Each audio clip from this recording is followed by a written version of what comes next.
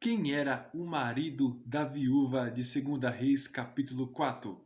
Você gostaria de saber? Então fique até o final deste vídeo. Eu me chamo Saulo de Oliveira e este é o canal Fundamentos Cristãos. Roda a vinheta!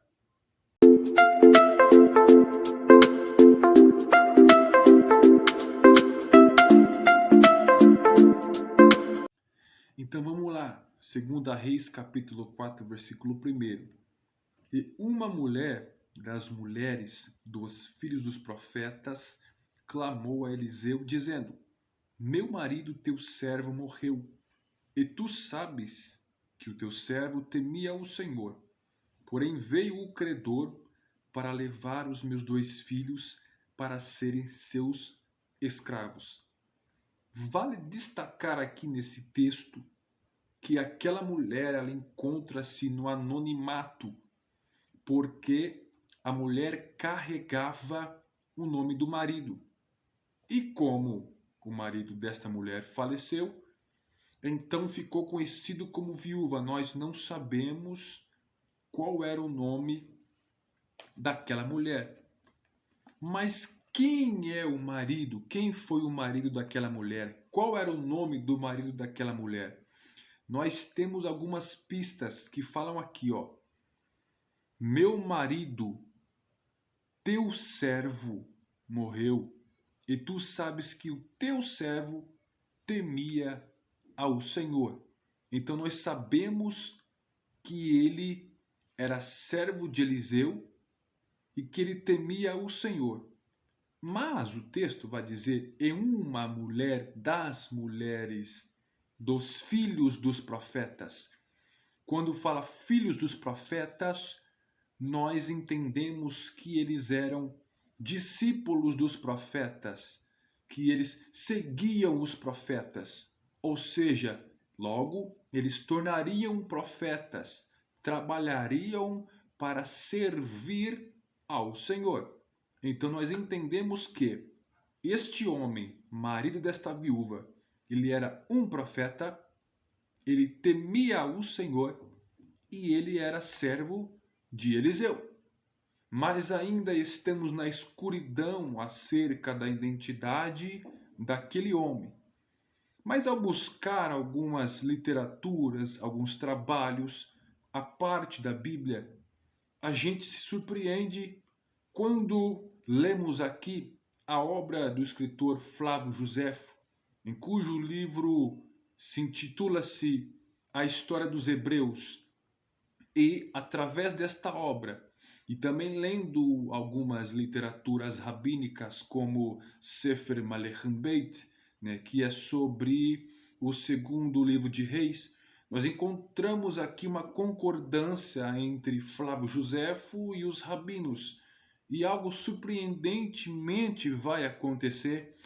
Flávio Josefo, então, ele vai afirmar que o nome do marido da viúva era Obadia, ou seja, Obadias. Então, quem era Obadias? O que Obadias fazia? Será que a Bíblia descreve acerca de Obadias?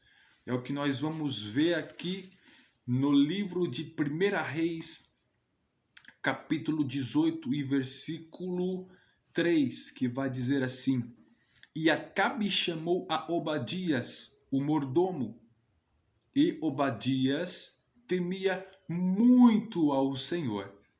Olha o que 2 Reis diz. A mulher fala para o profeta: Meu marido, teu servo, morreu, e tu sabes que o teu servo temia ao Senhor. O autor do livro de 1 Reis vai dizer que Obadias temia muito ao Senhor. E por que ele temia muito ao Senhor?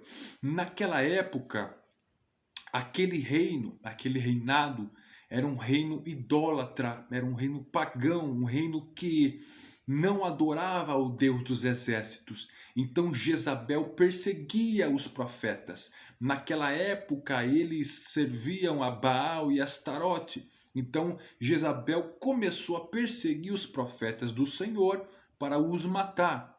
Eram 850 profetas profetizando em nome de Baal e de Astarote, falsos profetas. Então ela perseguia os profetas para matarem eles. E o que Obadias vai fazer? Obadias então escolhe 100 profetas e divide de 50 em 50 e esconde em 2 cavernas e começa a sustentar aqueles profetas com pão e água. E nós sabemos, através dos evangelhos, através da Bíblia, que a fome em Israel durou cerca de 3 anos e meio. Agora vamos indagar a questão de como Obadias conseguia sustentar aqueles 100 profetas, se o seu salário que ele tinha servindo a Acabe era um salário para sustentar o seu lar, a sua família.